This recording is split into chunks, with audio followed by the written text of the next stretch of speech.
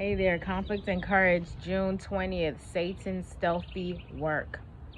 Ephesians 6:12 says, "For our fight is not against any physical enemy. It is against organizations and powers that are spiritual. We are up against the unseen power that controls this dark world and spiritual agents from the very headquarters of evil." Which version is this? The Bible has little to say in praise of men. Little space is given to recounting the virtues of even the best men who have ever lived. This silence is not without purpose. It is not without a lesson. All the good qualities that men possess are the gift of God. Their good deeds are performed by the grace of God through Christ. Since they owe all to God, the glory of whatever they are or do belongs to Him alone. They are but instruments in His hands.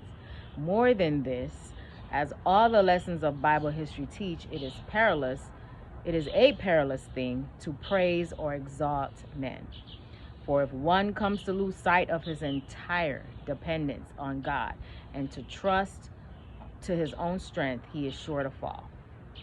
It is impossible for us in our own strength to maintain the conflict, and whatever diverts the mind from God, whatever leads to self-exaltation or to self-dependence, is surely preparing the way for our overthrow. The tenor of the Bible is to inculcate distrust of human power and to encourage trust in divine power. It was the spirit of self-confidence and self-exaltation that prepared the way for David's fall.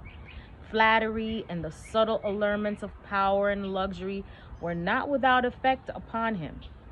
Intercourse with surrounding nations also exerted an influence for evil. According to the customs prevailing among Eastern rulers, crimes not to be tolerated in subjects, regular people, were uncondemned in the king. The monarch was not under obligation to exercise the same self-restraint as the subject. All this tended to lessen David's sense of the exceeding sinfulness of sin. And instead of relying in humility upon the power of Jehovah, he began to trust to his own wisdom and might. As soon as Satan can separate the soul from God, the only source of strength, he will seek to arouse the unholy desires of man's carnal nature. The work of the enemy is not abrupt. It is not at the outset sudden and startling. It is a secret undermining of the strongholds of principle.